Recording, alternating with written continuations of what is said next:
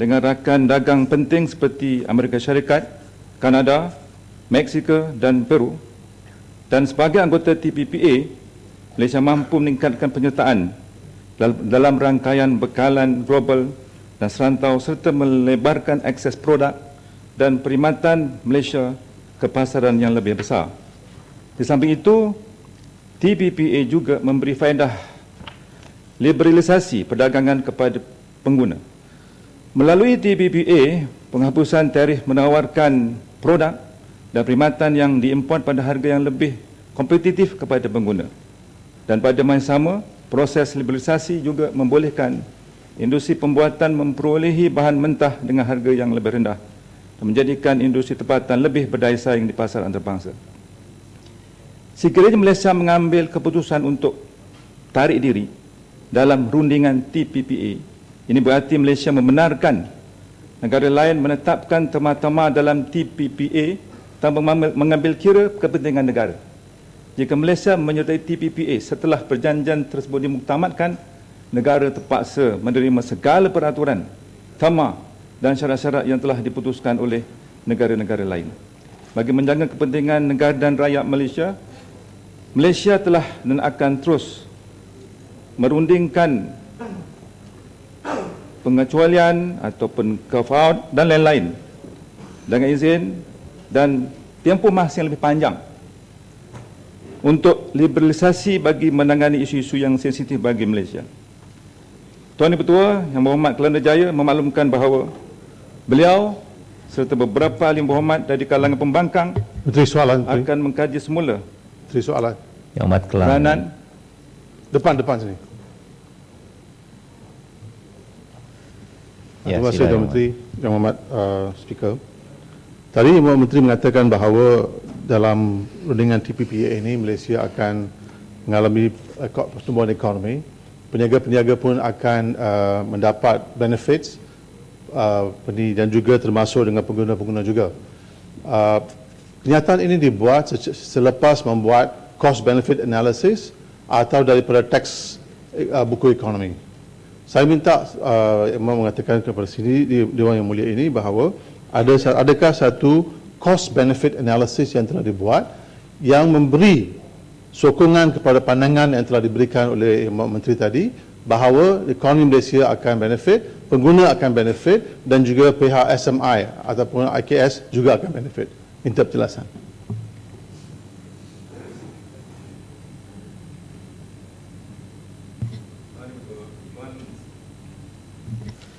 Datuk Mentua dan terima kasih Yang Berhormat Kelang.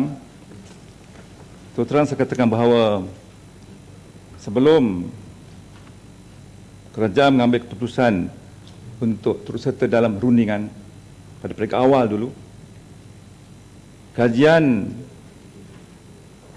dibuat oleh UNDP tentang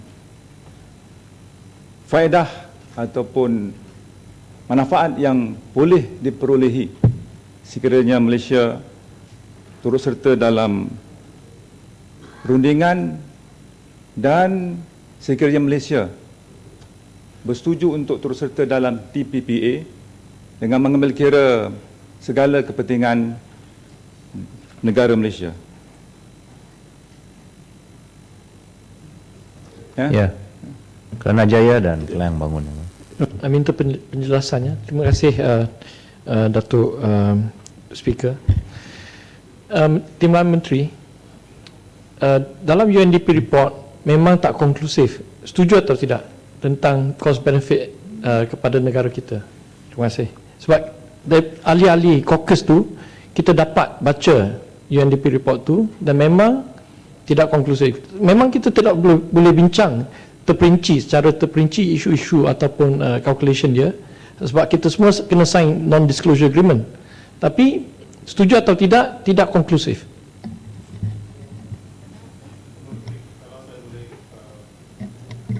Menteri, kalau saya boleh follow up dengan pandangan tadi, iaitu bahawa pandangan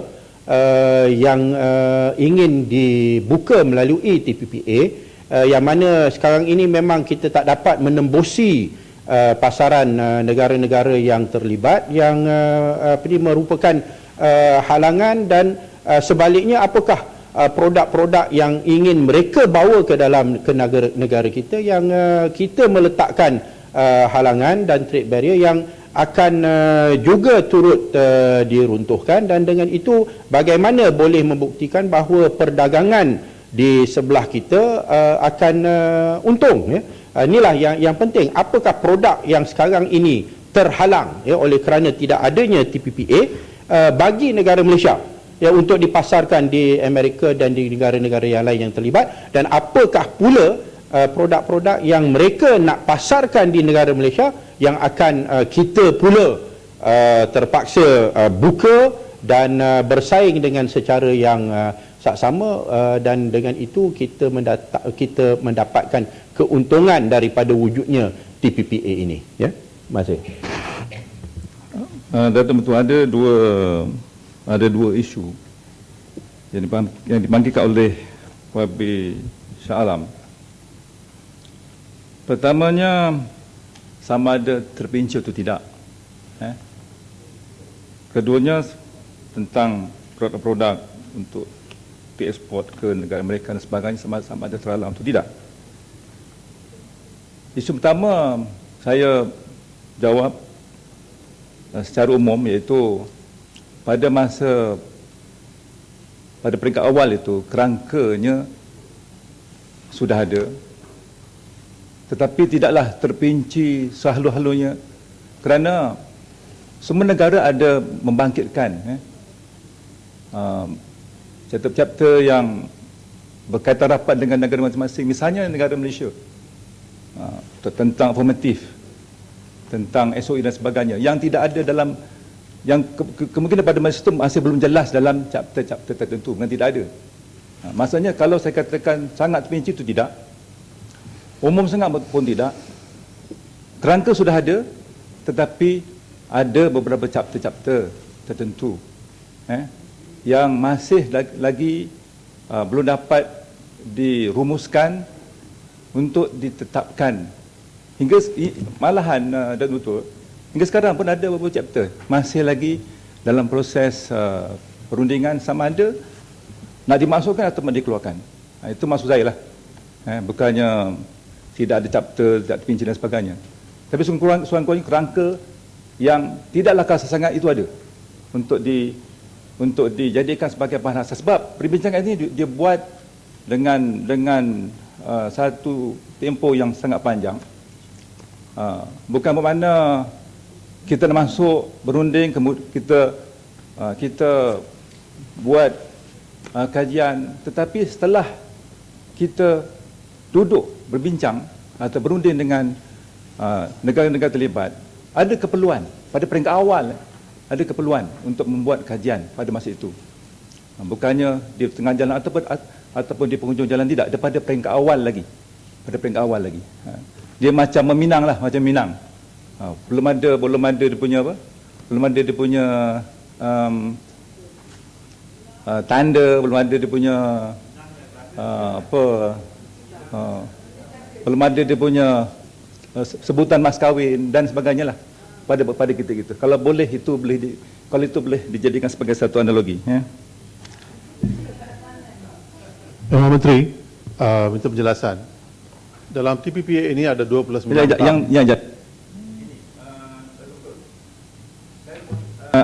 jawab isu kedua yang dibagikan oleh Shah Alam tadi.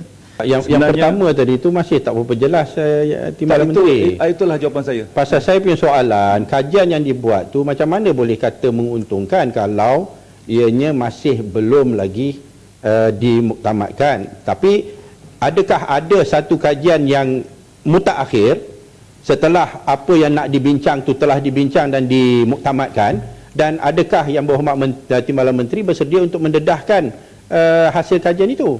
Kita nak tahu dia punya cost benefit analisisnya. Kalau tidak nak kata menguntungkan, macam mana?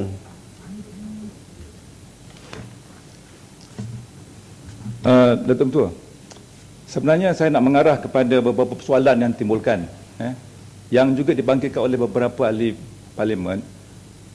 Saya masuk bab yang seterusnya, mungkin ada jawapan di situ. jelaskan bagaimana kerajaan merunding 29 bab chapter dalam TPPA tanpa satu cost benefit analysis. Kalau Yang Berhormat Menteri boleh menjawab soalan itu, yang lain soalan-soalan lain tu tak payah jawab.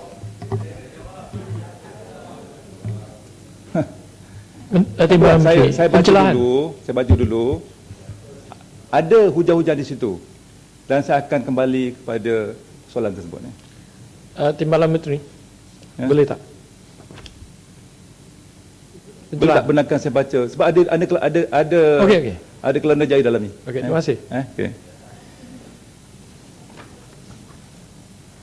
Yang Berhormat Kelana Jaya memaklumkan bahawa beliau serta beberapa ahli yang berhormat dari kalangan pembangkang akan mengkaji semula peranan dan penglibatan mereka di dalam Caucus TPPA. Caucus Parlimen untuk TPPA ditubuhkan secara bipartisan supaya ahli-ahli yang berhormat dari pembangkang dan Barisan Nasional dapat meneliti dan memantau perkembangan rundingan perjanjian tersebut. Keputusan untuk menubuhkan Caucus Parlimen ini juga diambil berdasarkan mandat daripada Jabatan Menteri supaya kedua-dua pihak daripada Barisan Nasional Pembangkang dapat sama-sama memberi pandangan mengenai isu-isu dalam rundingan TPPA. Semenjak Caucus Parlimen TPPA itu ditubuhkan pada bulan Jun tahun 2013, ahli-ahli Caucus dari kedua-dua Barisan Nasional dan Parti Pembangkang telah melaksanakan peranan dengan baik. Kerajaan menghargai input dan pandangan semua ahli Caucus, dan ia sememangnya dimanfaatkan secara baik oleh kerajaan, khususnya kepada pasukan perunding Malaysia.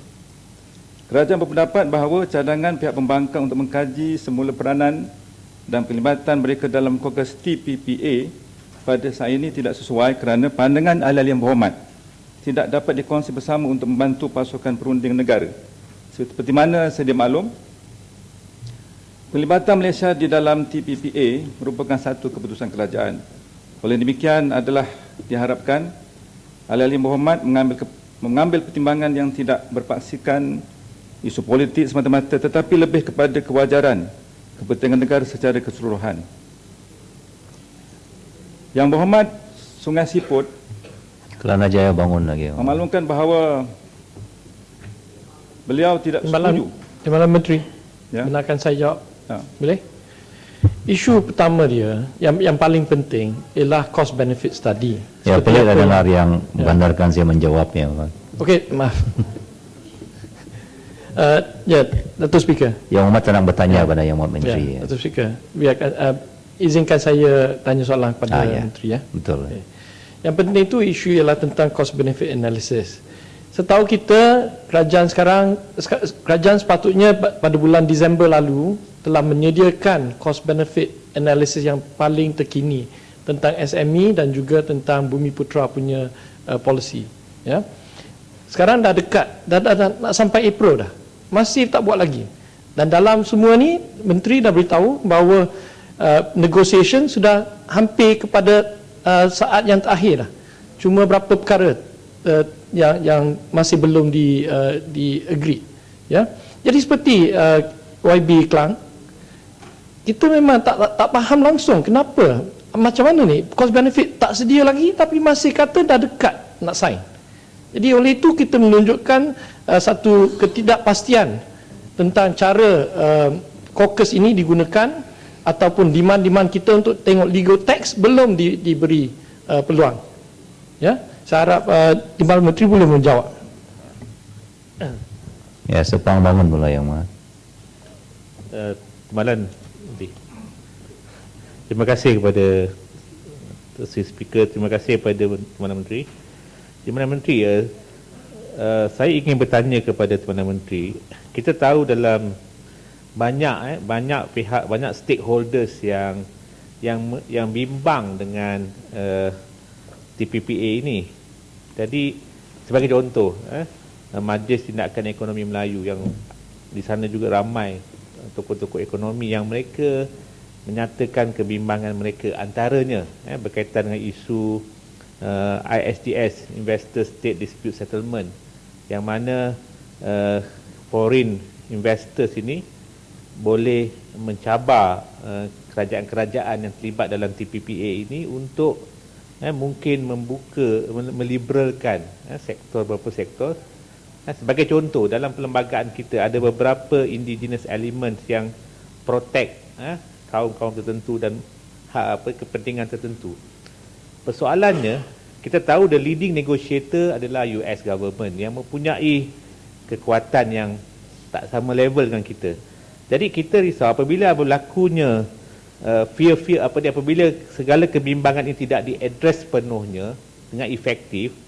Jadi kalau dah sign nanti, dah berlaku apa yang kita bimbang itu. Sebagai contoh, kalau dibawa ke arbitration di peringkat international, tiba-tiba mereka mengatakan perkara 153, 152 sebagai contoh, perkara kepentingan ini menghalang untuk kami nak invest di sini. Jadi kalau dah sampai ke peringkat arbitration di Mahkamah Malaysia, mungkin mereka memahami keadaan semasa, ini perkara yang mungkin mereka tidak akan sentuh. Tapi bila di peringkat arbitration di peringkat international, ketika itu mereka they are not bound by all these fears.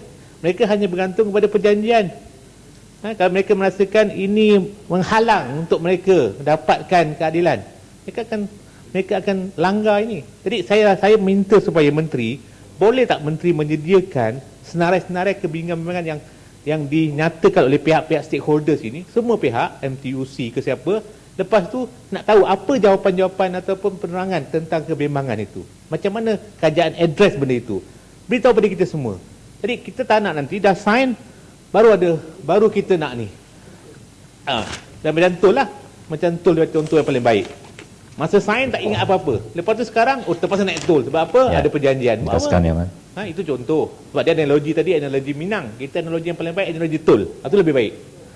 Sebab tol itu adalah satu analogi yang menunjukkan betapa teruknya kita apabila kita sign perjanjian, kita langsung tak memikirkan rakyat, kita fikir concession holder, pemegang konsesi holder, pemegang konsesi. Itu yang lebih kita utamakan. Sekarang kita dah terbelit dengan perjanjian yang teruknya gitu. Tak naikkan tol, terpaksa bayar ganti rugi 400 juta duit rakyat dibayar. Saya minta menteri tolong sediakan senarai-senarai kebimbangan itu dan apa yang pihak kementerian telah buat untuk address kebimbangan itu. Terima kasih. Ya, Kota Tinggi Bangun. Sebelum tertinggi, Sebelum jawab, Kepala Kerai. boleh saya mencelah nak tanya soalan. Ya, silakan Mat, Kota Tinggi. Siapa dulu? Terima kasih betul. Saya tarik dengan pertanyaan-pertanyaan tadi. Saya pun nak bertanya juga. Mungkin Tuan Menteri sebut di segi proses kita TPPA ni. Jadi saya ingat sebagai yang tanya ni pun Menteri ahli-ahli caucus juga. Cuma kita nak tanya, apakah proses-proses? Saya difahamkan ada 5 proses. Nombor 1, kita buat engagement dengan stakeholder. Nombor 2, buat preliminary cost benefit analysis. Lepas kita negotiation. Lepas tu kita ada penubuhan caucus, bipartisan. Lepas tu kita pergi ke parlimen, kabinet. Lepas tu kita mungkin pergi debat ke parlimen. Saya ingat benda ni satu proses yang mungkin ramai yang nak bertanya. Keduanya tadi, bila kita bincang negotiation ni, saya ingat kalau semua dah dedah, dia ada 29 chapter. Saya difahamkan 29 chapter. Yang MTM ke apa semua mungkin 1-2 chapter lah. Betul lah kebimbangan dia tu. Jadi saya nak tanya, kita ahli caucus semua yang tanya pun dah tahu tadi. Nothing is signed until is signed. Nothing is agreed until everything is agreed. Dan sebenarnya benda ni berterusan. Kalau semua nak bentang kepada yang Dewan Mulia ni, makna kita semua dah tahu orang kat sana tu tak ada benda nak negotiate lagi lah. Dan benda ni agak sensitif, bukan dia multilateral, bukan ni satu negara, dua negara. Dan proses ni berterusan ni dulu. Rio, Qatar, lepas tu kita ada banyak lagi lah, dan TPPA is one of them. Jadi saya tanya Menteri, sejauh manakah proses tadi yang 5 saya sebut tadi, yang mana semua di caucus pun dah tahu berbuatannya, boleh terangkan, dan adakah kita beranjak daripada matlamat utama kita akan sign? Yang sign ni pun dah tahu ke bila? Saya nak tanya. Jadi kalau kita dah kata, Perdana Menteri pun dah cakap, nothing is signed until kita mendapat mandate pada rakyat melalui di parlimen ni. Jadi saya minta, kat mana kita sekarang ni? Terima kasih Menteri. Ada lagi jalan lagi Muhammad. Menteri minta sedikit. Saya nak mohon penjelasan Timbalan Menteri Tuan Betul mengenai kekuatan kita di dalam perundingan ini. Antara perkara yang boleh diputuskan ialah penghapusan cukai-cukai import bagi kedua belah pihak dan kesemua pihak. Tetapi yang cuba dipertahankan oleh masing-masing negara ialah cukai ekspor. Saya rasa negara kita sebagai negara pembuatan, industri pembuatan, kemasukan industri daripada Amerika contohnya, akan menjadikan kita sebagai negara pembuatan yang lebih banyak lagi, ya, barang-barang yang kemudiannya akan diekspor keluar. Jadi cukai ekspor ini merupakan suatu pendapatan penting bagi negara kita. Dan saya bertanyakan ini dalam salah satu soalan saya, dan jawab bahawa kita akan mempertahankan cukai ekspor ini, ya. Cuma soalan saya, apakah kedudukan semasa perbincangan ini, sama ada kita dapat mempertahankannya ataupun kerana aspek-aspek lain seperti kita nak membolehkan pasaran di luar, maka kita terpaksa menggadaikan urusan cukai ekspor ini sehingga kita akan kehilangan hasil. Jadi apakah kekuatan kita, sama ada kita boleh bertahan dengan apa yang disebutkan oleh jawapan daripada kementerian bahawa pasukan perunding akan terus mempertahankan hak Malaysia untuk mengenakan duty ekspor. Jadi bagaimana kedudukan semasa. Terima kasih.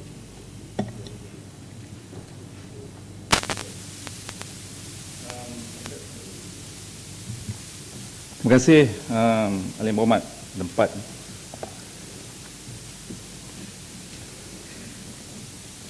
Pertama saya nak ulang sekali lagi.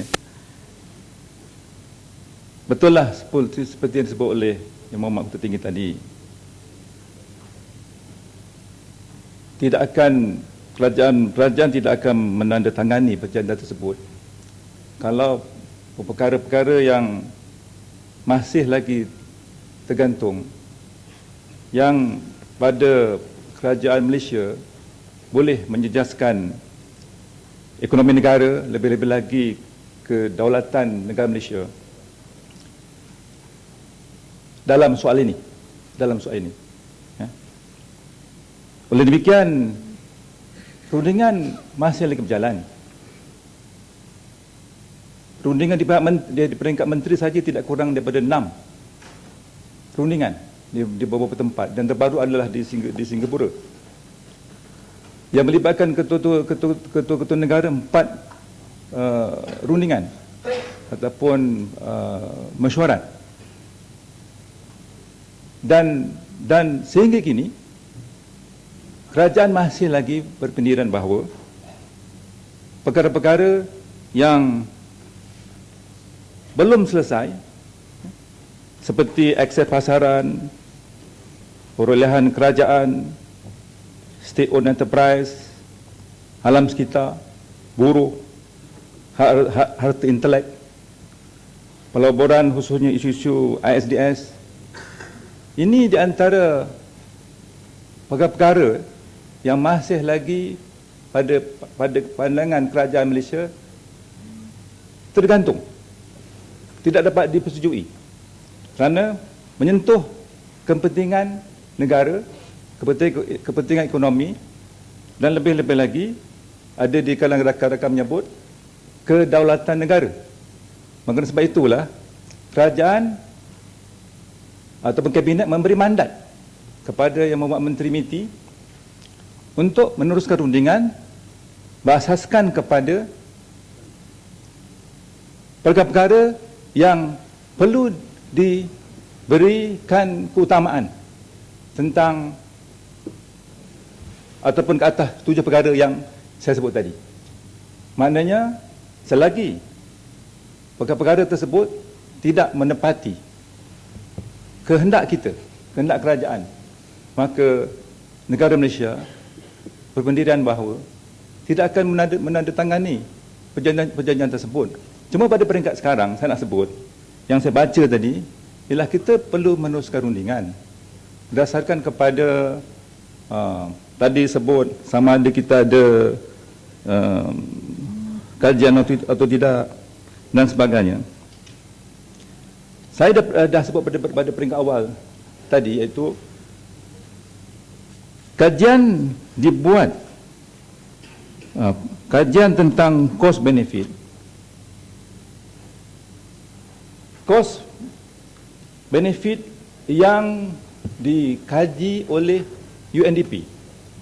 Dan kajian ini bukannya satu kajian yang singkat, terpaksa melalui proses perbincangan yang sangat panjang di antara wakil-wakil kerajaan Malaysia dan juga pihak UNDP. Ada senarai di sini tidak kurang daripada 32 proses ataupun perbincangan supaya segala perundingan yang diteruskan berdasarkan kepada laporan daripada UNDP. Itu pendirian yang kerajaan buat. Dan Yang Berhormat Kelana Najaya tadi menyebut tentang kajian seterusnya. Kita mengaku dan kita mengambil kira pandangan daripada semua pihak.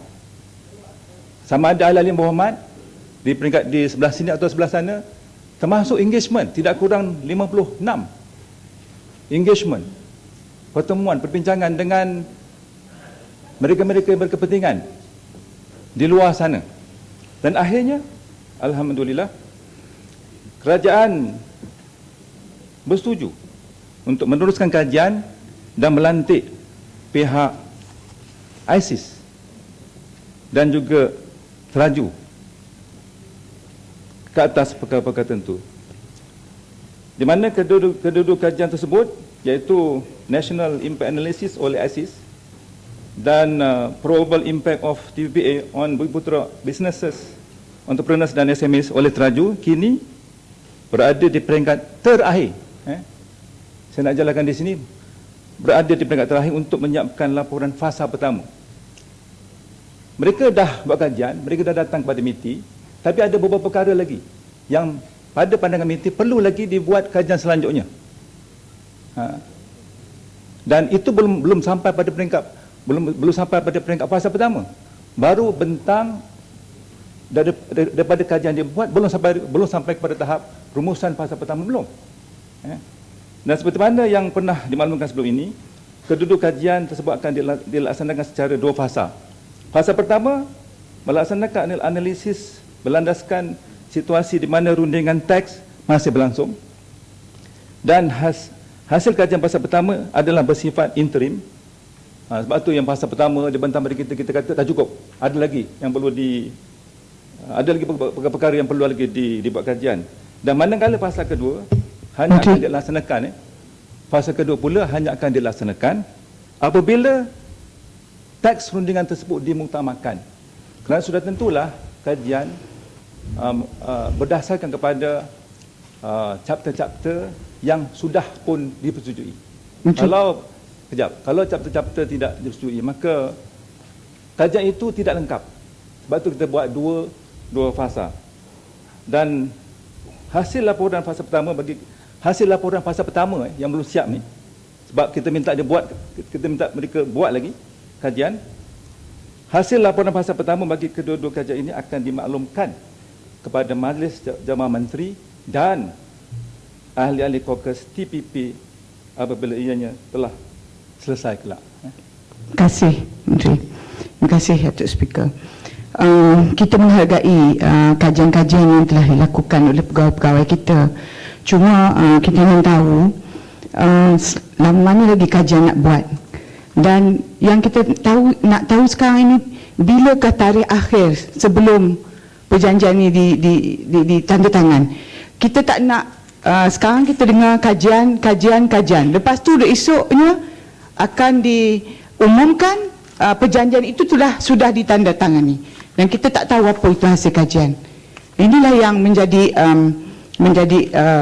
orang kata kerisauan kita, yang akhirnya sudah perjanjian dibuat, kemudian bila ada masalah maka akhirnya besok balik ke semula kepada Parlimen, dan masa pada ketika itu tangan dan kaki kita sudah terikat dengan perjanjian ini.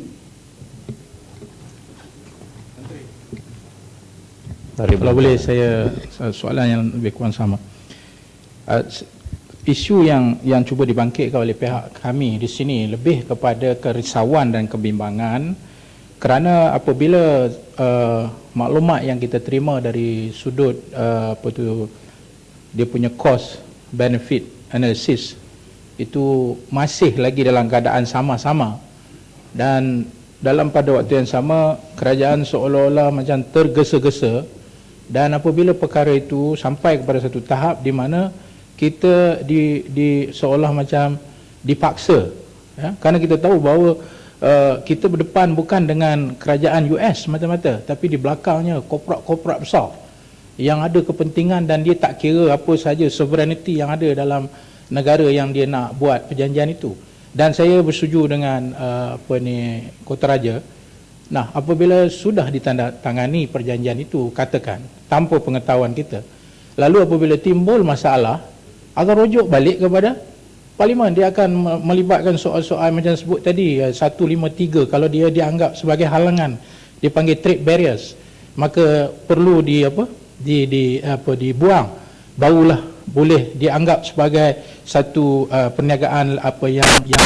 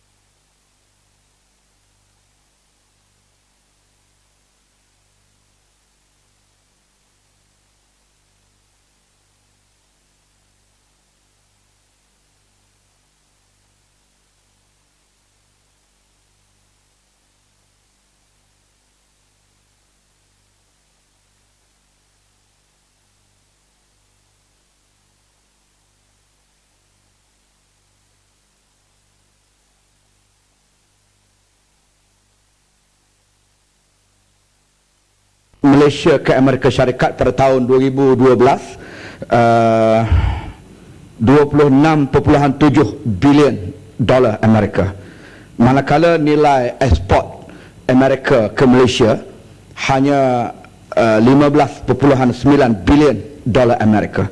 Jadi maksudnya tanpa TPPA pun negara sudah mempunyai nilai ekspor yang tinggi. Maka kita bimbang jika tarif ekspor ini dihapuskan, maka Malaysia akan kehilangan hasil yang tinggi dan terpaksa bersaing pula di pasaran yang lebih terbuka dan akhirnya menjejaskan syarikat-syarikat kita. Okey, sikit. Saya Sikit je. Hampir sama. Saya ingin minta penjelasan berapa banyak lagikah perbincangan di peringkat pegawai dan juga menteri yang akan diadakan sebelum perjanjian ini ditandatangani. Dan saya yakin dengan taklimat-taklimat dan pemberitahuan oleh pihak kementerian bahawa kementerian tidak akan sewenang-wenangnya menandatangani perjanjian yang sangat penting ini. Dan TPPA ini kalau boleh memberikan keuntungan yang banyak, kebaikan yang banyak kepada negara, sudah pasti kita akan kerugian kalau kita tidak menyertainya. Dan kita telah diberitahu banyak kali dan saya yakin bahawa kementerian tidak akan tergesa-gesa dan tidak akan menandatangani jika ada perkara-perkara yang boleh menggugat kedaulatan negara dan juga menggugat rakyat di negara ini. Terima kasih. Terima kasih Mohd Ketua Raja, Pek Buntar, Temelung dan juga SIG. Proses rundingan adalah berlandaskan kepada substance dan bukan terikat kepada tempoh masa. Mana tidak ada time frame. Jelas bahawa tarikh akhir yang hangat dibincangkan ni buktinya ialah dulu ramai menganggap bahawa akan ditandatangani pada bulan April, kemudian bulan Disember, tapi tidak menjadi kenyataan. Tidak menjadi kenyataan. Dan saya nak sebut sini, saya ulang sekali lagi, kerajaan telah berjanji bahawa teks yang dimuktamadkan ataupun draft perjanjian yang dimuktamadkan akan dibuka untuk perbahasan parlimen sebelum dibawa ke Jemaah Menteri. Ini yang ditegaskan oleh Yang Berhormat Perdana Menteri dan juga Yang Berhormat Menteri MITI tempoh hari. Dan seperti mana yang ini betul Menteri seperti mana betul Menteri, ini betul-betul ini bukan percubaan ini betul-betul sebab kita Menteri, kami bersetuju dan kami mengucapkan tahniah lah. Kalau betul itu pendirian kerajaan, kita mengucapkan tahniah. Betul lah. Ini betul-betul jangan nanti macam cerita P. Ramli tu Betul lah, siapa nak main-main pula. Tapi Menteri, ada lagi satu komen. Kalau bentang aja tetapi tidak boleh buat apa-apa pindaan, tak guna juga. Untuk dibahaskan. Untuk dibahaskan.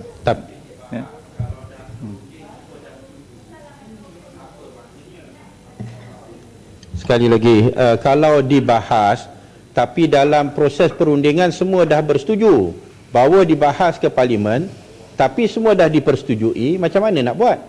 Ya, dan saya nak tanya Yang Berhormat Timbalan Menteri lah, minta maaf Tuan Speaker ya. Dalam 29 chapter yang sedang dirunding, kata ada yang dah dipersetujui, ada dah muktamad. Yang dah muktamad tu tak bolehkah yang itu dikemukakan dulu? Yang mana yang dah dipersetujui, dah banyak kali dah pergi jumpa, ada sebahagian dah setuju, ada lagi yang belum dipersetujui, maka yang belum dipersetujui itu nak balik nak runding lagi. Yang dah dipersetujui itu boleh tak dikemukakan dulu? Ke nak kena tunggu semua dah bersetuju baru nak kemukakan? Paling kurang kita nak tahu apa yang telah dipersetujui. Sebelum tu saya nak tegakkan di sini itu tadi Kepala Ketua sebelum jawab tadi, cukai ekspor, tentang cukai ekspor, Kabinet berpegang teguh dan tegas bahawa cukai ekspor dikekalkan dan dipertahankan oleh pihak berunding negara Malaysia. Tentang sebahagian bawa ke parlimen, sebahagian tidak, saya rasa itu bukan praktis kita. Sebab itu kita ada caucus. Dan kita biasanya secara umumnya kita brief dengan izin kepada pihak caucus tentang perkembangan terkini sebaik-baik saja atau selepas setiap perundingan yang melibatkan menteri berlaku. Seperti baru ini di Singapura dan sebagainya. Ya, Dewan Pantai. Terima kasih Mbak Tuan Menteri kerana menyebut caucus tadi. Saya hanya ingin mendapatkan satu penjelasan yang jelas ya. bila disebut tentang membawa isu perjanjian TPP itu kepada perbahasan dalam Parlimen, mesyuarat terakhir ya ahli Caucus adakan dengan Menteri juga telah menyatakan bahawa setiap seorang ahli Parlimen wakil rakyat akan diberikan sesalinan perjanjian yang sekarang ini sehingga tahap ini lebih kurang 780 muka surat tebalnya. Saya mohon diberikan penegasan adakah semua ahli Parlimen akan diberikan salinan perjanjian as of the agreed final document bersama semua 13 negara sebelum dibahaskan. Itu satu.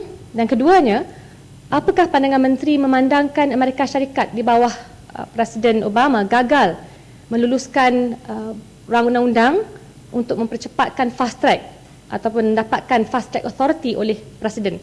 Maksudnya Kongres Amerika boleh membuat pindaan setelah draft yang terakhir dipersetujui oleh semua negara. Jadi saya pohon pandangan. Terima kasih.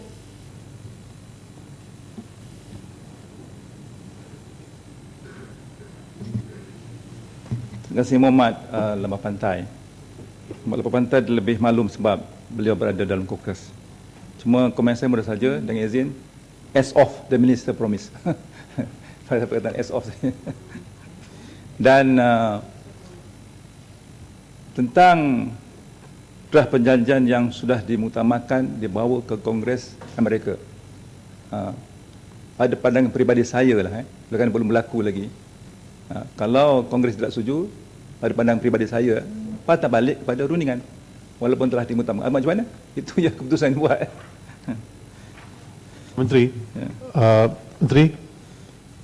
Menteri, ada soalan susulan Lembah Pantai.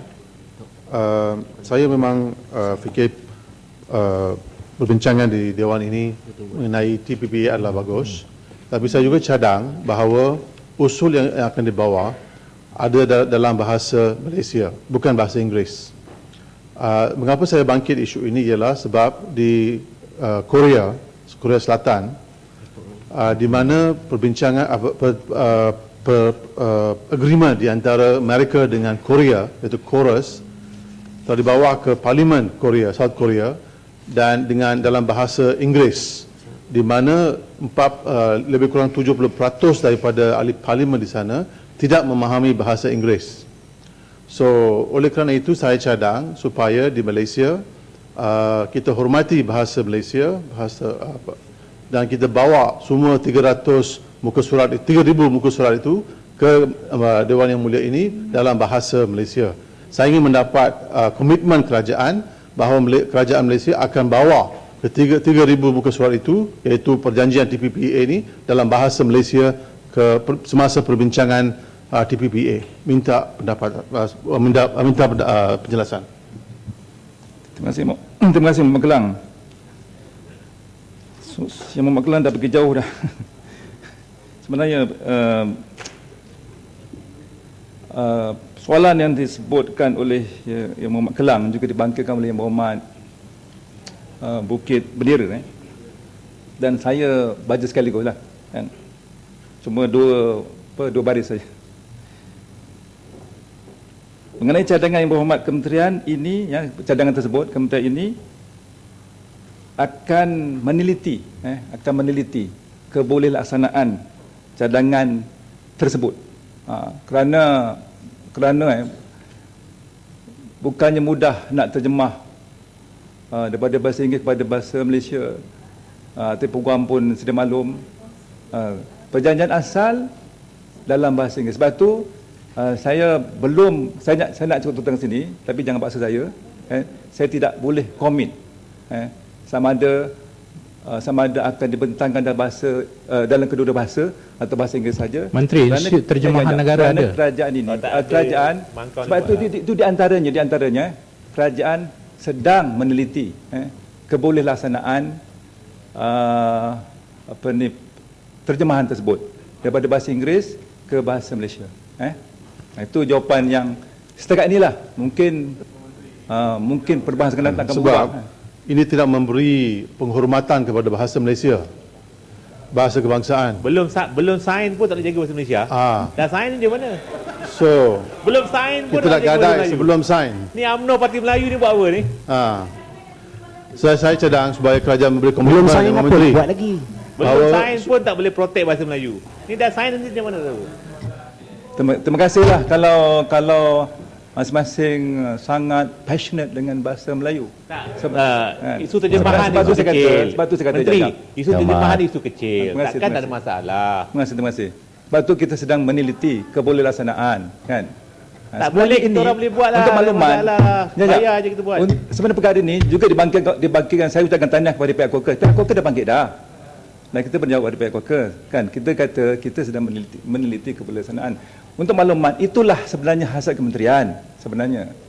Tapi hanya bukan jawapan- kerana kementerian juga tidak passionate kepada dengan izin kepada bahasa Melayu, tidak. Itu Jawapan- juga di antara yang jawapan- dihasilkan oleh pihak kementerian. Cuma hari ini saya tidak boleh kata mesti tidak. Tak, Saya- pasal sebab jawapan saya kata- Timbalan Menteri memberikan gambaran seolah-olah bahasa Malaysia itu ada kelemahan sehingga menjadikan ketidaklaksanaan itu satu kemungkinan. Kalau kita yakin dengan kemampuan bahasa Malaysia, kita kata insya-Allah kita buat. Habislah. Kenapa nak kata tidak boleh laksanaan ke apa ke? Seolah-olah kita tak mampu. Saya tak mengulas lah tu kan. Ini soal teknikal kan. Saya ingat Syahla mau faham kan. Cuma dia nak Ya, panjang lagi Maulana. Tahu sikit lagi. Saya harap yang ni saya tinggal sedikit lagi tentang TPPA ni sebab yang berhormat Sungai Siput ada. Kalau tak sebut nanti dia tak berdiri. Beliau tidak bersetuju kalau TPPA ini dan bercadangan agar kerajaan melaksanakan perjanjian lain dalam membangun negara. Umumnya saya dah jawab tadi, tetapi oleh kerana ada cadangan melaksanakan perjanjian lain, saya fikir saya sebut jugalah. Mengenai kebimbangan beliau terhadap kenaikan harga ubat dan produk-produk lain sekiranya TPPA berkuasa di bawah bab hak harta intelek, ingin dimaklumkan bahawa kenaikan harga ubat tidak wajar dikaitkan dengan TPPA.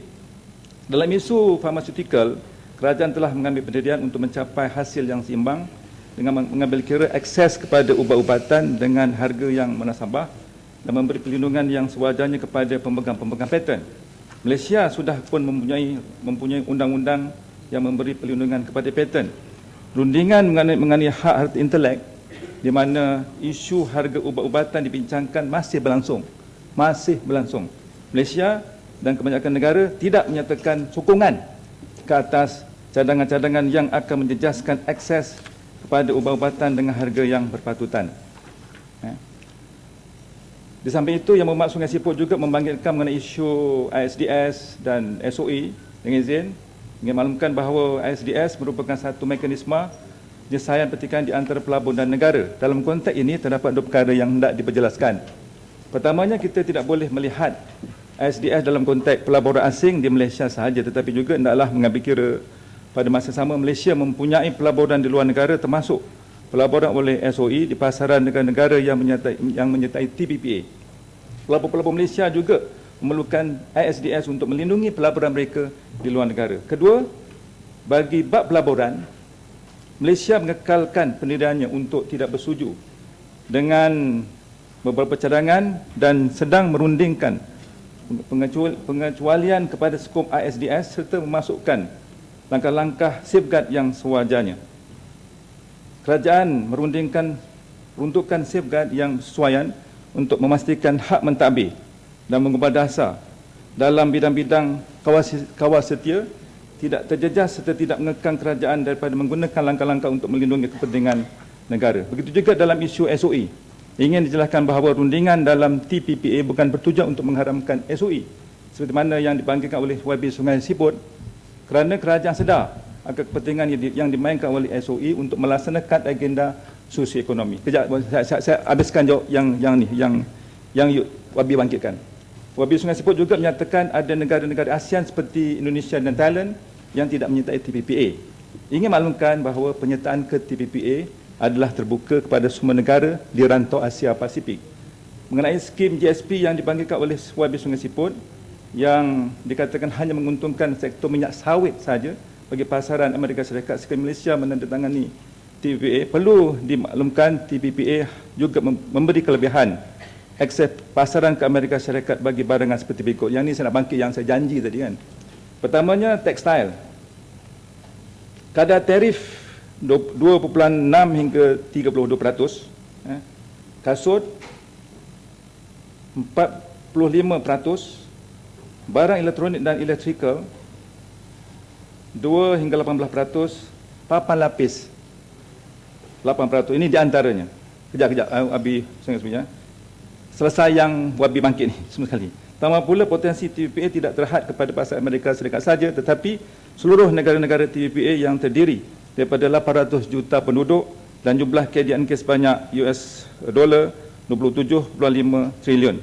Kesemua aspek ini memberi kelebihan bukan sahaja untuk ekspor barangan dari perkhidmatan Malaysia, tetapi juga mengukuhkan kedudukan Malaysia sebagai hub pelaburan di rantau ini. Mengenai terdapatnya beberapa buah negara Amerika yang menolak kerjasama dengan Amerika Syarikat, ingin jelaskan bahawa pada masa ini Mexico dengan Peru adalah merupakan di antara negara-negara Amerika yang menyertai TPPA. Dan akhir sekali yang dibangkit oleh Wabi Sungai Siput, Wabi Sungai Siput juga adalah di antara ahli caucus TPPA dan sedia maklum bahawa Malaysia sedang merundingkan beberapa FTA di peringkat serantau dan global. Pasaran domestik Malaysia adalah kecil. Pasaran domestik Malaysia adalah kecil dan perdagangan antarabangsa merupakan cara yang terbaik untuk meluaskan pasaran produk-produk Malaysia bagi meningkatkan pendapatan negara. Justru Malaysia hendaklah bertindak secara proaktif untuk mengekal dan mengembangkan pasaran global bagi barangan dan perkhidmatan Malaysia serta meningkatkan pelaburan melalui FTA seperti TPPA. Ya, Sungai Siput. Terima kasih ya Timbalan Menteri dan Datuk Speaker. Sekarang sudah 3 tahun setengah kita sudah berunding dengan Amerika dalam TPPA ini, dan nampaknya jurang antara posisi kita dan posisi Amerika masih jauh dalam semua perkara yang penting lah. IPR, government procurement, state-owned enterprise, capital control. Kita hanya dapat agree atas isu-isu teknikal yang kecil saja, tapi isu-isu yang besar ada satu jurang yang begitu besar, dan saya berkata syabas kepada kerajaan kita tak lepaskan posisi kita. Tapi apa yang akan berlaku dalam beberapa bulan ini, Amerika akan tekan kita, beri tekanan yang kuat. Tak apalah, sign lah, jika tak sign dia akan dipinggir. Saya harap kerajaan terus pegang pada pendirian kita. Saya rasa ini kita tak boleh masuk TPPA ini. Nampaknya Amerika, nampaknya degil lah dalam posisi dia. Pro-corporate dia tak mau lepas sikit pun. Dulu tobacco dikatakan boleh carve out tobacco, keluarkan tobacco daripada. Lepas tu dia nak bawa balik tobacco lagi sekali, dia katakan tak boleh. So saya rasa ini dia terlalu angkuh. Negara besar yang angkuh, dan kita mesti teruskan pendirian kita untuk pegang semua posisi kita. Dan saya rasa mungkin kita satu dewan harus doakanlah ini whole TPPA ini gagal. Jika dia gagal, lebih senang. Kita tak perlu tarik diri saja bagi 11 negara sign. Satu kali dia gagal, we also safe lah.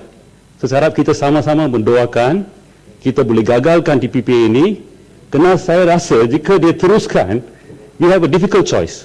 Satu, kita kena melepaskan pendirian kita dan get on board, ataupun kita di luar dan kita rasa kita akan terpinggir. So the best thing, I think the whole thing fails. So let's pray for that. Thank you. Sungai Siput, saya nak jelaskan atau perbetulkan kenyataan tadi. Saya bimbang di luar sana menyatakan bahawa kita berunding dengan Amerika saja. Sebenarnya tidak, kita berunding dengan semua negara. Bukannya Amerika saja. Walaupun ada tanggapan mengatakan bahawa Amerika yang pimpin perundingan, sebenarnya itu juga tidak berlaku. Contohnya soal hak paten ubat-ubatan. Kebanyakan negara bersetuju dan menyokong pendirian Malaysia. Itu satu contoh yang boleh saya sebut di sinilah. Yang Muhammad Bukit Mertajam, ini masuk isu lain lah. Yang Muhammad Bukit Mertajam membangkitkan tentang isu berhubung persijilan EEV dalam pelaksanaan dasar otomotif nasional 2014 dan penurunan harga kereta. Berdasarkan amalan antarabangsa, kenderaan bertenaga efisien ataupun EEV ditarifkan sebagai kenderaan yang memenuhi spesifikasi yang ditetapkan bagi penggunaan bahan bakar dan kadar pelepasan asap yang lebih efisien, termasuk kenderaan konvensional bertenaga efisien, hybrid, kenderaan elektrik, EV dan kenderaan berbahan bakar alternatif seperti compressed natural gas, liquefied petroleum gas, biodiesel, etanol, hidrogen dan fuel cell. Walau bagaimanapun, pada masa ini pelaksanaan EEV di Malaysia hanya akan berlandaskan kepada penggunaan bahan bakar ekonomi berdasarkan berat kenderaan. Standard bagi pelepasan asap akan digunakan apabila kualiti minyak, petrol dan diesel Euro 4M diperkenakan tidak lama lagi. Piawaian bagi pemeriksaan terhadap penggunaan bahan bakar ekonomi adalah berlandaskan kepada peraturan United Nations R101, iaitu pemeriksaan terhadap penggunaan bahan bakar ekonomi dan pelepasan bahan asap yang dijalankan oleh technical service provider yang kompeten seperti syarikat TUV, Rainland, Idiada dan VCA. Pihak JPJ telah dipertanggungjawabkan bagi mengesahkan laporan pemeriksaan dan salinan sijil yang dikeluarkan oleh badan-badan kompeten berkenaan. Yang Muhammad speaker sikit lagi ya. Tuan Ketua, berhubung dengan penyertaan mengenai penurunan pertanyaan berkenaan dengan penurunan harga kereta, kerajaan telah membangunkan satu rangka kerja pengurangan harga kenderaan ataupun car price reduction bagi menjamin penurunan harga kenderaan secara berperingkat sebanyak 20 hingga 30% menjelang tahun 2017.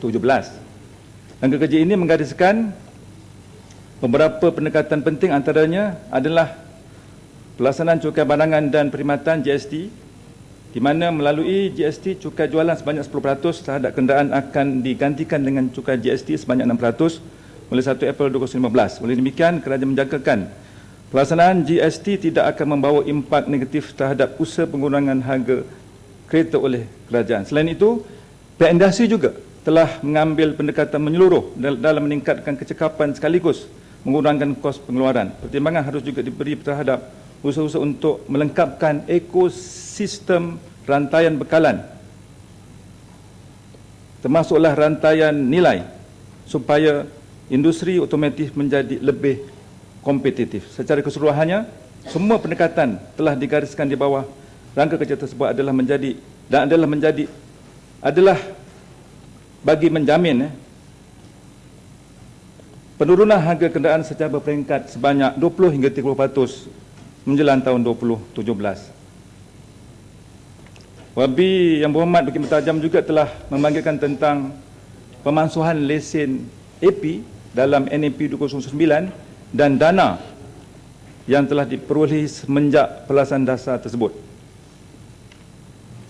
Dasar berhubung dengan penambatan AP terbuka pada 31 Disember 2015 masih terpakai di bawah Dasar Otomotif Nasional 2014. Walau bagaimanapun, bagi memastikan sebarang keputusan dibuat oleh kerajaan adalah seimbang dengan mengambil kira kepentingan semua pihak di samping mengelakkan kerajaan dituduh membuat keputusan mengenai isu-isu sensitif tanpa mengambil kira pandangan rakyat. Kerajaan berpendapat adalah wajar kajian mengenai dasar AP terbuka dijalankan secara menyeluruh dengan melibatkan industri otomotif, persatuan pengguna dan masyarakat seperti yang diumumkan dalam NAP 2014. Untuk makluman ahli berhormat, sehingga 31 Disember 2013, jumlah kutipan cas AP adalah sebanyak 1 RM1.2 bilion. Daripada jumlah tersebut, kerajaan telah memperuntukkan sebanyak 250 juta untuk disalurkan semula kepada pemegang AP terbuka sejadah, iaitu 200 juta RM 200 juta kepada Malaysian Industrial Development Fund MIDF sebagai pinjaman mudah untuk dijadikan modal kerja dalam mempelbagaikan perniagaan pemegang AP terbuka, dan RM 50 juta kepada Malaysia Automotive Institute sebagai geran bagi program bina upaya sektor otomotif. Dan akhir sekali, ya, panjang lagi. Sikit lagi, dua lagi. Ni tak jawab ni, dia kecil hati pula. Yang Berhormat Pasir Gudang. Bangkitkan isu bumbung agihan lesen AP di kalangan syarikat atau individu tertentu sahaja dan mengusulkan agihan tersebut dibuka kepada pihak lain. Dasar pengeluaran AP yang telah diperkenalkan oleh kerajaan adalah bertujuan bagi satu, memenuhi obligasi negara dalam perjanjian antarabangsa bagi penguatkuasaan standard. Kedua, memastikan bekalan tempatan mencukupi. Ketiga, menjamin keselamatan negara, memastikan industri tempatan berdaya saing dan sebagai mekanisme pemantauan dan pengumpulan data. Pada masa ini terdapat 1064 barisan tarif produk yang dikenakan lesen import di bawah Perintah Kastam Larangan Mengimport 2012. Antara produk-produk di bawah MITI merangkumi otomotif, besi dan keluli, barangan keperluan seperti gula, susu dan tepung, sisa plastik dan tayar terpakai, itu di antaranya. Kerajaan dari masa ke masa sentiasa menyemak semula dasar AP ke atas pelbagai barangan dengan membuat penilaian bagi memasukkan secara AP untuk meningkatkan daya saing industri tempatan selaras dengan dasar liberalisasi kelas pasaran global.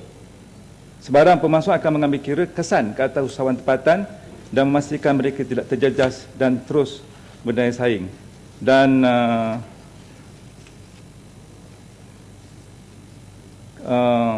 kedua terakhir, ini pendek saja, yang berhormat Pasir Gudang, tentang Taman Halal atau Halal Hub dan juga peranan HDC. Kerajaan telah menetapkan sasaran untuk menjadikan Malaysia sebagai hub halal global pada tahun 2020. Bagi tujuan tersebut, kerajaan telah menubuhkan HDC pada 18 September 2006 untuk merajui pembangunan industri halal secara komprehensif dan menyeluruh. HDC juga bertanggungjawab untuk menyelaras pembangunan taman-taman halal di Malaysia.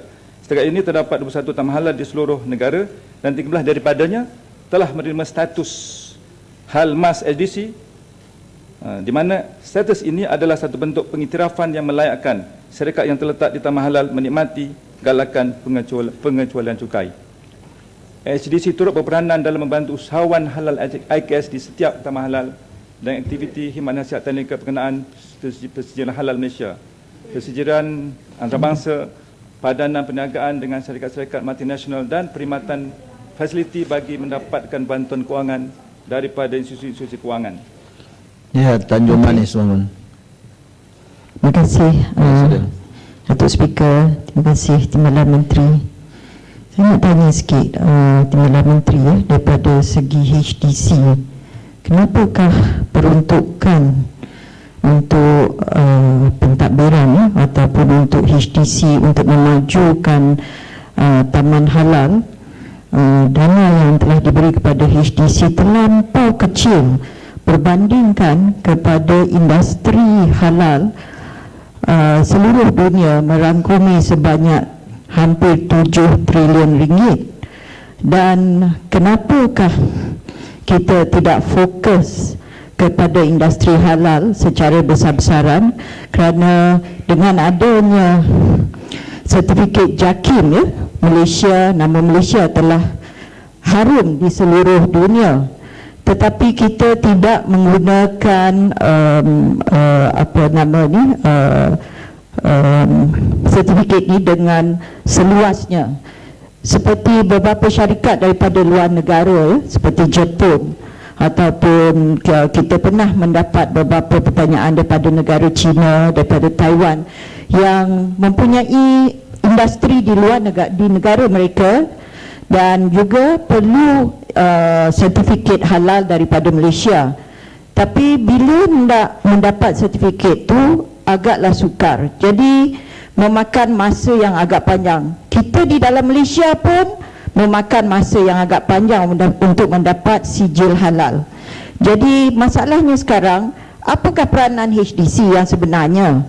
Jadi kita tidak melihat peranan HDC berkembang dengan secara yang luas untuk membantu syarikat-syarikat yang terlalu ingin mendapat persijilan halal daripada Malaysia.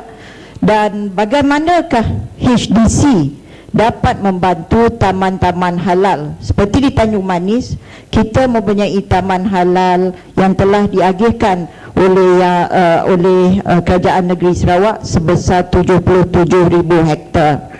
Tetapi bila industri-industri hendak datang daripada segi mendapat sertifikat halmas, semua senang, memang senang, tak susah. Tapi bila kita nak menggabungkan sekali dengan persijilan halal untuk mendapatkan pengiktirafan, memang agak sukar, dan banyak persoalan-persoalan ni telah timbul oleh syarikat-syarikat ataupun pelabur-pelabur. Jadi dengan itu mereka lebih suka tidak melabur di Malaysia. Jadi apakah pandangan Timbalan Menteri bagaimana untuk memantapkan HDC sebagai sebuah agensi yang bertanggungjawab, betul-betul bertanggungjawab, diberikan satu kelulusan yang penuh dengan dana-dana yang seimbang dengan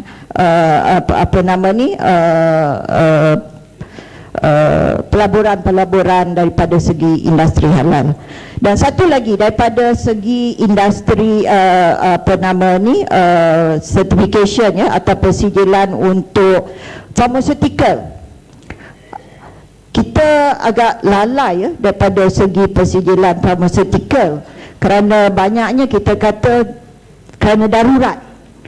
Kenapa kita tak memantapkan HDC sebagai satu agensi yang akan melihatkan semua standard, walaupun kita ada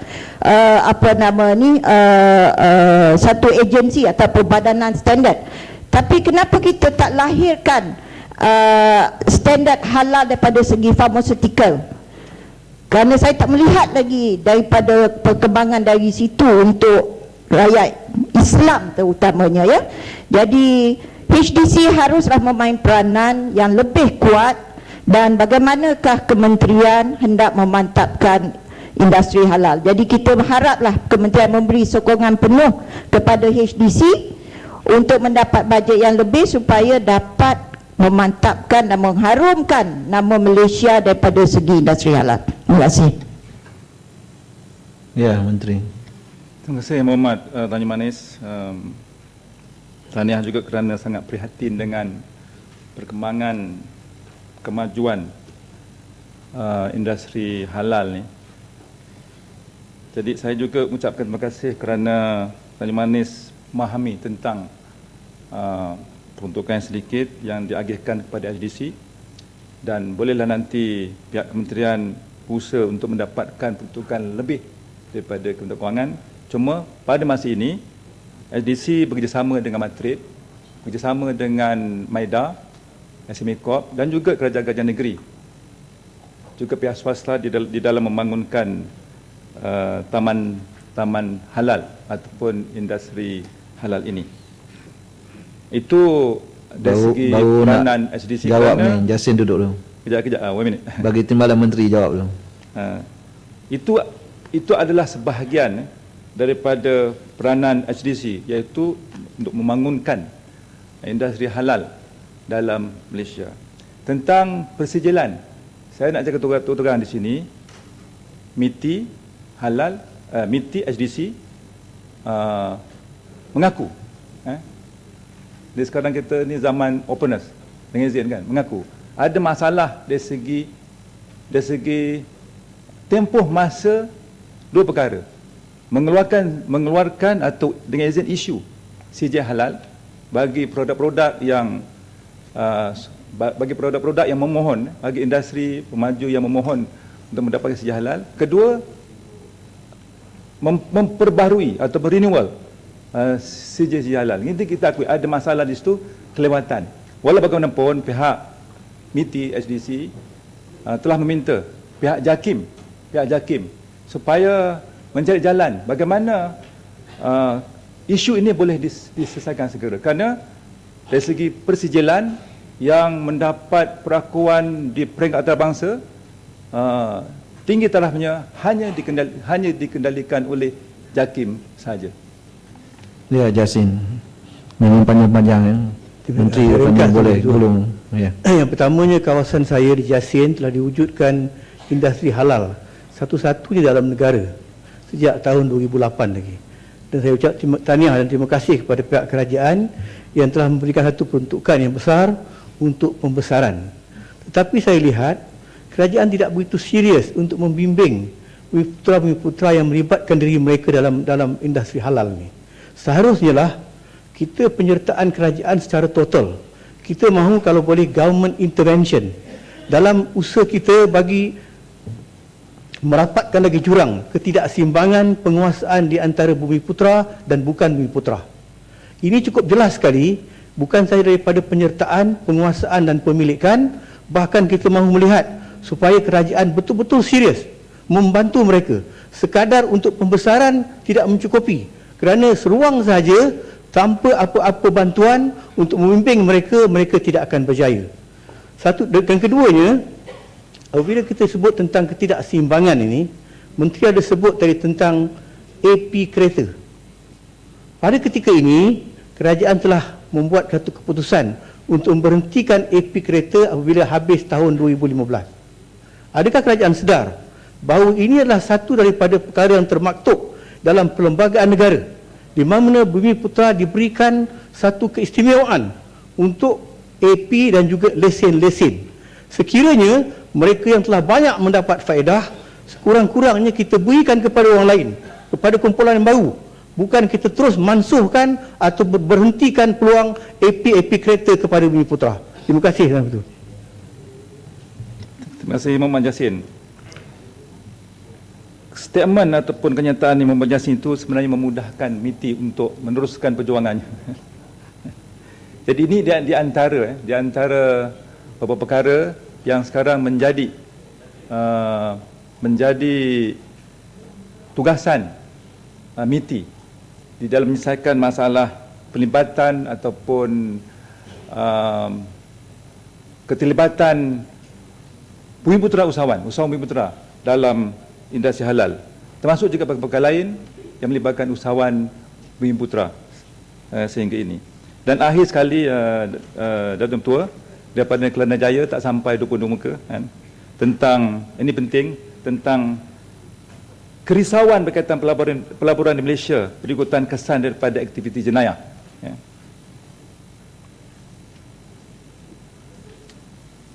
Ringkasnya saya sebut, kerajaan mengambil langkah yang proaktif tentang membendung kadar jenayah, antaranya melalui pelaksanaan inisiatif NKRA, itu jelas.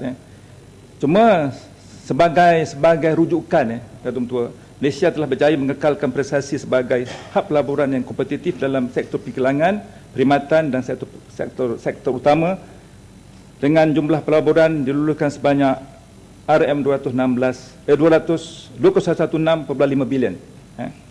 RM216.5 bilion. Ini merupakan peningkatan sebanyak 29%, Datuk Tua, berbanding dengan jumlah pelaburan sebanyak RM167.8 bilion pada tahun 2012. Dan jumlah nilai pelaburan yang diluluskan sebanyak RM216.5 bilion, di mana 28% merupakan pelaburan langsung ataupun FDI ke Malaysia. Peningkatan sebanyak lebih kurang 71% berbanding RM34.9 bilion FDI pada tahun sebelumnya. Jadi jelas. Dan dalam arti kata lain, ini menunjukkan bahawa isu-isu yang dibangkitkan seperti kes jenayah tidak menjejaskan pelaburan domestik dan FDI ke Malaysia. Ini turut terbukti dengan peningkatan kedudukan Malaysia daripada arah 25 ke 24 di kalangan negara-negara paling berdaya saing seperti diterbitkan oleh Global Competitiveness Report 2013. Sehingga saja, Datuk Tua, jawapan saya terhadap isu-isu yang telah dibangkitkan oleh Ahli Berhormat semasa perbahasan titah Seri Paduka Baginda Yang di-Pertuan Agong di Dewan Rakyat. Kementerian Perdagangan Antarabangsa dan Industri mengucapkan terima kasih kepada semua ahli berhormat yang telah mengambil bahagian dalam perbahasan tersebut. Sekian, terima kasih. Ya, terima kasih kepada Menteri MITI dan saya jemput Kementerian Tenaga Teknologi Hijau dan Air. Sila.